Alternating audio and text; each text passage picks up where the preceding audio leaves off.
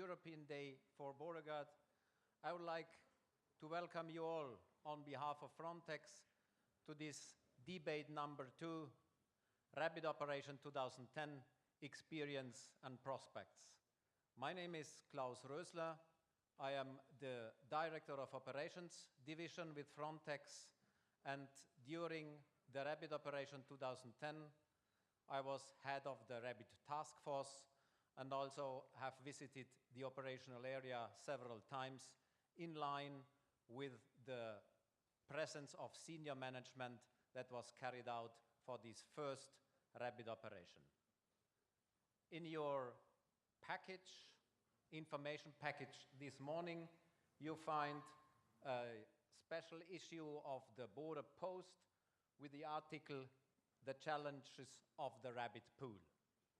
And this is exactly what we try to collect a bit in this debate, to bring together the practitioners from different functions that have been involved in preparation and implementation and now the evaluation of the RABIT operation in participating member states at the spot in different functions. This debate aims to bring together the practitioners' experience and views. It does not aim to anticipate the evaluation of the RABIT operation. So we will have views, experience, and opinions from different involved partners. And I hope that this debate finds your interest, and during the one-hour debate, we hopefully will also have the opportunity to collect some snapshot views, some snapshot experience, or questions from RABIT members that have been participated with this operation and are present today. May I kindly ask who of the audience has been involved in the RABIT operation as team member or in other function? Please raise your hand just to give us an overview. Okay, remarkably significant number. And Vasilius, you even could also raise your hand, as I appreciate having the Director of Aliens Division of the Hellenic Police with us, Vasilius Kousoutis, who is to some extent representing the host member state, Greece. So let's get started with, and first I would like to invite the colleagues present here to give a brief introduction and a brief description of his or her role with the RABIT operation. We start on my right with Kinga Wilkus, please.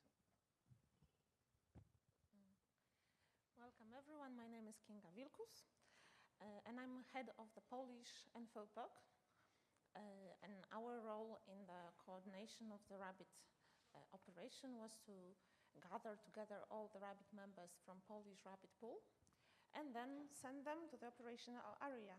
So I think it sums up very quickly what we did, and later on after when we have already provided the support, we took care of the RABITs who were directly sent to the operational area and kept in touch with them and reinforced our forces during the operation when Frontex called for other people or equipment and dogs for deployment. So this was basically what we were doing, and we are closely cooperating with Frontex agency and also with our RABIT team members deployed. Thank you. Yes, good morning. My name is Schlentz. I'm the head of Port Resources Unit. Together with my team, we managed and developed the RABIT pool, or in other words, the mechanism for deploying RABIT border intervention teams. In this first activation of the RABIT mechanism, our role was to coordinate and ensure the deployment of all operational resources that were needed to achieve the objectives of the operation. Practically, it meant that we liaised with the national contact points, and in order to negotiate and obtain the operational resources. We were so directly the interface between Frontex and the member states on this point. And internally, within the headquarters, I was in the RABIT task force to inform the director of operations and other heads of unit on the resources that were available, and together we agreed on the resources that shall be deployed. Thank you, Jeff. Anamaria. Hello, everybody. First of all, I would like to welcome my colleagues, the field workers, because first of all, I'm part of the Romanian Border Police. I was deployed in there as a debriefer. And for the first 3 months of RABIT Operation, in the same time, I had this team leader position. Thank you. Peter. Hello, good morning. My name is Peter Heinrich. I'm a police officer of German Federal Police, and I'm working at the Federal Police Academy in Lübeck. I'm a RABIT trainer, and together with my colleagues, and there are also some RABIT officers present here, our task is to develop and to update the RABIT curriculum for the induction training and to carry out those trainings. And in November last year, I was supposed to deliver a training in Lübeck, but unfortunately the situation changed, and the training has to be cancelled because of the operation, which started exactly in those days. The task of a RABIT trainer is to deliver the so-called induction training. It's a 1-week training for all those members of the RABIT pool who haven't been trained until yet. And in the past, we did it about 30 times, and more than 700 officers all over Europe have been trained until now. Thank you. Thank you, Peter. And Grigorios.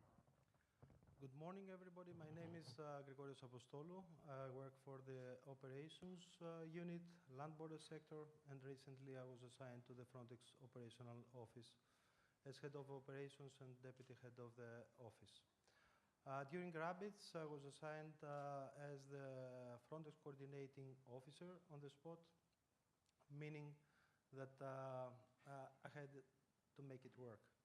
My task was to coordinate Frontex staff on the spot, RABITs, and of course to work as intermediate, to act as intermediate between Greek authorities and RABITs.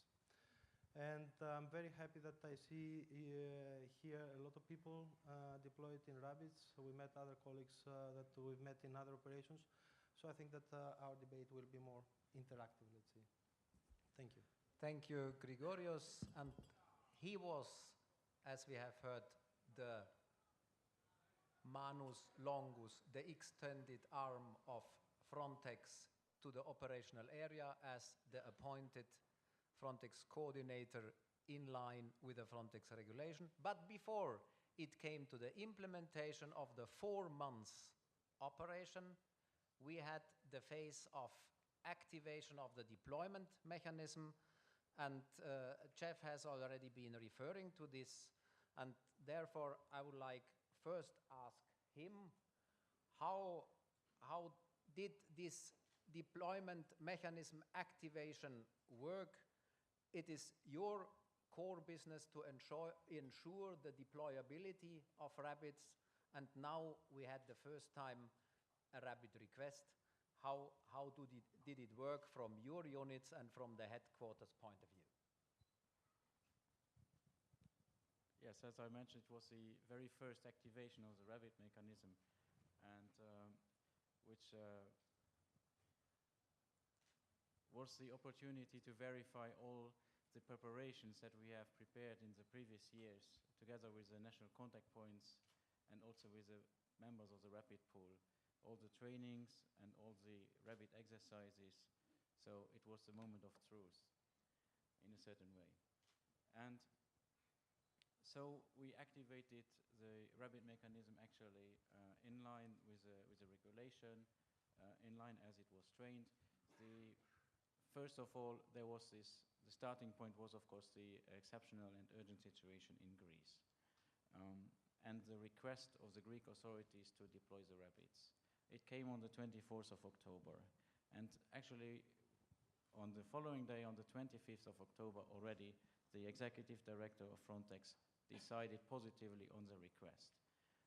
From that moment on, important work was being done in the headquarters to prepare the operational plan. But also from our unit, colleagues went immediately to Greece to find out about the practical situation on the spot to welcome the rabbits. Thank you. And the in-house preparation until that moment only could base on exercises and preparation by having plans. And how different was now the real situation, the moment of truth, as you said, how different was it from the exercises, or the other way around, how well prepared felt you due to some exercises? That's a very important question. The exercises were very similar to joint operations that Frontex organizes. So in this way, the real RABIT operation was completely different. I would say the large scale of the operation, meaning the huge number of rabbits that were deployed at the same time, was a game changer. It's actually changed. We have many lessons learned from this huge scale. It turned out that the tools that we have, the reporting tools, need to be adapted to take into account this enormous information exchange that we have with the national contact points. It meant also that we have to revise the profiles and the number of the pool. Many lessons to be learned. Maybe I can come back to that. But generally, the exercises that we did in the last years contributed to the readiness and awareness of the member states on how this mechanism works. And when it came to it, they knew how it goes. So there were no difficulties in that. The procedures were activated. We could make our call for availability. The national contact points responded. And so in general, the preparedness was there and the member states were ready. And we were ready also. Thank you, Jeff. And from my personal point of view, the exercises and the training of the mechanism were a factor of reliability that procedures and that mechanism works between the Frontex headquarters and the member states, the national Frontex point of contacts. One could expect that we were ready for such an operational situation, but how did it look from the Infopox point of view, Kinga? How was Poland working together when activating the mechanism, and what resources have you been deploying, and what were the challenges to arrange the deployment in such a short period of time, a couple of working days, as Jeff mentioned? Well, I have to say that actually from our national Frontex point of contact point of view, it went surprisingly well. Actually, I can say that Poland was prepared for such a situation, and I can say that we drew on two types of experience that we had. One was the RABIT exercises mentioned already by Jeff, and I would say from our perspective it was really very important that those exercises were organized before, because on this basis we were able to provide for some national procedures for deployment of RABIT members. In our headquarters, of course, like in most member states, we have procedures. We have to act according to some regulations, laws, and we developed special procedures for deployment of rabbits. And it was long before this deployment, just because of the exercises. And now when this real deployment came, so we already had this mechanism in place, and we knew what to do, basically. So this is one factor that was important for the success of our deployment, and the other one was also huge experience from the joint operations organized by other sectors of Frontex, so those planned regular joint operations, which helped us organize, for example, such practical issues like transportation of weapons or other questions, I mean, budgeting and things like that, which were necessary to now provide for very quickly. So in Poland, we organized ourselves really quickly, and we were able to respond in short notice. And from my point of view, I would say that it was a success. Okay, thank you, Kinga. And before I come to another preparedness aspect, which would be the training, I would like to add one question. The RABIT regulation foresees the deployment of experts. In this operation, we had also the need to deploy technical means, and this required also the contribution of the member states. And if you now maybe again reflect to your experience from RABIT exercises, from planning of joint operations, were there particular challenges to arrange the deployment of technical means? Poland, for example, has also deployed a helicopter to the RABIT operation. So I think it's not that easy. Okay. Oh, it's never easy to deploy very expensive technical means. But actually, in the case of Poland, we deployed the helicopter in a later phase of the operation. So it wasn't directly in November, but it was our helicopter operated there in February. So we knew already that this operation was going on, and we sort of prepared us for the eventuality of deployment of such large technical equipment. So it went quite smoothly. And I would say that this is also important for the member states, especially I think that maybe Romania can say something about it because they were first with the equipment. But also to have some procedural background on the one hand, and then being simply ready and remembering that if you have some equipment, for example, in Krate, then this equipment should be available for deployment in time when there is a need. So this is what I would say that is important from the national point of contact view. Okay, thank you, Kinga. And again, we have a good part of preparedness based on the RABIT exercises, how the mechanism works, and also based on the experience when planning the member states' contribution to regular joint operations. And the other part, to be prepared, the experts, to be prepared for a deployment, is the field of training. RABIT training is a well-developed business field. Peter is working on that. And I would like to ask you to which extent the RABIT training or the operational requirements could be covered by the training. What was different from the training approach so far, and how did it work from your point of view? So at first, thank you for this nice words about well-developed training. We started in July 2007 together with the training unit, or under the umbrella of training unit, to develop the curriculum, and finished in autumn 2007, so that the first training could start immediately after the RABIT regulation was issued. The idea was to have an international training, of course, so that a lot of states, of member states and Schengen-associated countries can take part with their officers. And it should be a training including theoretical and practical aspects, just to cover all most important theoretical backgrounds and some practical things.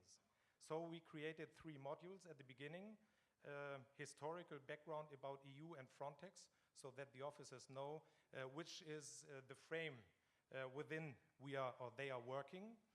The second and the most important thing, I think, is legislation, so the legal background about working as a RABIT officer in the field. And the third is practical policing. All those 3 modules have been focused to all the groups of experts we expected to get. But the practical thing, the practical module, to be honest, is mostly focused on land border surveillance, on border checks, and on interviewing. But year by year, we updated the curriculum a little bit just to be, just to face the new situation, and just to add those things or to change those things which should be changed by the feedbacks from the trainees and also by the feedbacks from other partners like pooled resources or operations. And now we merged module 1 and 2, so this is one together, and the practical policing, the part of practical things is the other one.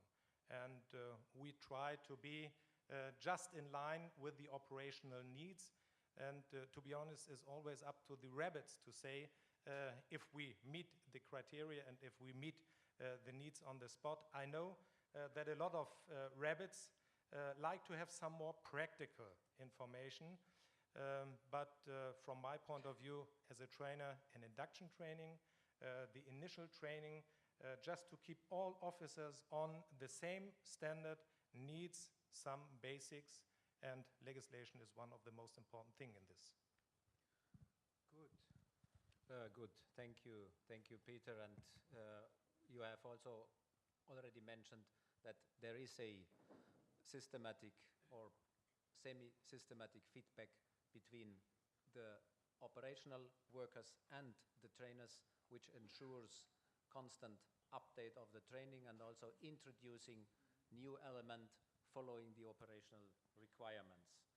And maybe we will come later to the question with which priorities training will be further developed, or which significant needs for improvement are to be made in the light of the RABIT Operation 2010, but also in the light of migration flows and migration situation, mixed migration flows that we have to face currently and for the future. And now, Anamaria, we have heard that the mechanism worked and the Infopox worked and the training worked. And how was the impression of the officer on the spot? Did you feel well prepared? And did you feel adequately prepared, selected when you came to the spot, when you participated as a field officer in the RABIT operation? So, first of all, I was deployed as a debriefer. The debriefing activities defined this new profile. We are speaking about a profile that was, let's say, made official I think in November last year, actually.